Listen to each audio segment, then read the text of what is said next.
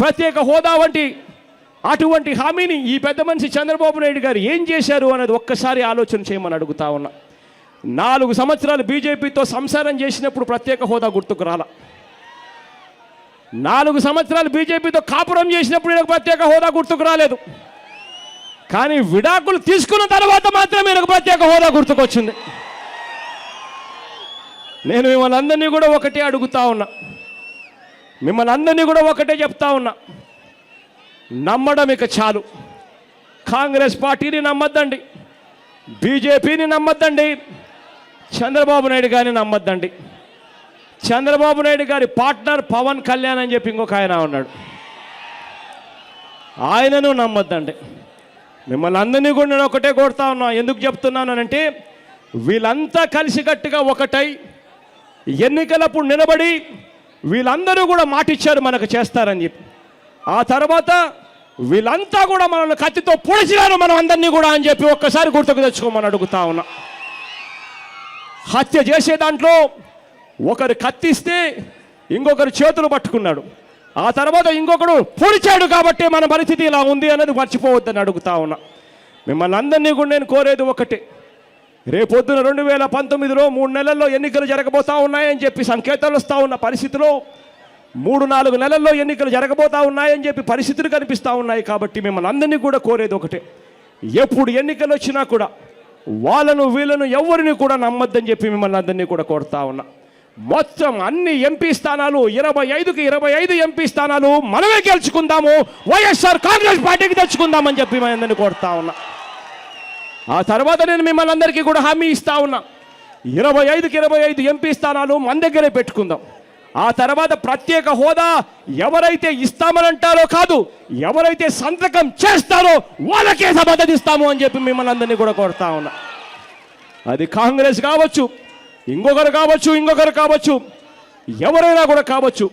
కాకపోతే వాళ్ళను నమ్మి మోసపోవద్దని మాత్రం మిమ్మల్ని అందరినీ కూడా కోరుతా ఉన్నా. మన ఎంపీలు మన దగ్గరే పెట్టుకుందాము, ఆ తర్వాత నువ్వు సంతకం పెట్టిన తర్వాత నేను మద్దతు ఇస్తాను అని చెప్పి ఆ రోజు అడుగుదామని చెప్తా ఉన్నా. మేము అవిశ్వాస తీర్మానం ప్రవేశపెడతాము, తెలుగుదేశం పార్టీ ఎంపీలు అందరూ కూడా మద్దతు ఇవ్వండి, మూకుమ్మడి రాజీనామాలు చేస్తే స్పెషల్ స్టేటస్ ఎందుకు రాదో చూస్తారన్నాడు జగన్ రెడ్డి. ఆఖరికి జగన్ రెడ్డి గారు ముఖ్యమంత్రి అయిన తర్వాత ఒక్కసారైనా ఒక్కటైనా నిజమైన ఉద్యమం చేశాడా స్పెషల్ స్టేటస్ కోసం? స్వలాభం కోసం రాష్ట్ర ప్రయోజనాలను తాకట్టు పెట్టింది వైసీపీ. ఈరోజు మనకు స్పెషల్ స్టేటస్ లేదు కదా, కనీసం ఒక ప్యాకేజ్ కూడా లేదు. ఉన్న ప్రభుత్వమైనా ప్రతిపక్షమైనా ఒక్కటంటే ఒక్క నిజమైన ఉద్యమం చేసింది లేదు. ఈరోజు మనకు స్పెషల్ స్టేటస్ లేదు అంటే ఆ పాపం ముమ్మాటికి చంద్రబాబు గారిది, ముమ్మాటికి జగన్ రెడ్డి గారిది.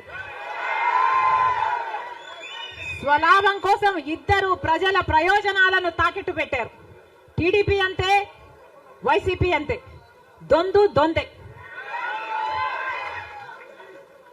అమరావతి రాజధాని అమరావతి అన్నాడు చంద్రబాబు గారు, సింగపూర్ను చేస్తానన్నాడు. 3D గ్రాఫిక్స్ మొత్తం గుర్తుందా? 3D గ్రాఫిక్స్ చూపించాడు చంద్రబాబు గారు. పోనీ అమరావతి రాజధాని అయిందా అంటే అది కాలేదు.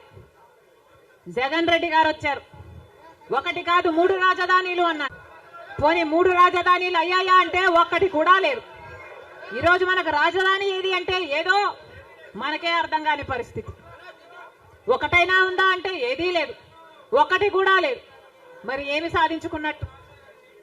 పోలవరం ప్రాజెక్ట్ ఎప్పుడో 1941లో పోలవరం ప్రాజెక్టు కట్టాలనుకుంటే సాధ్యపడలేదు.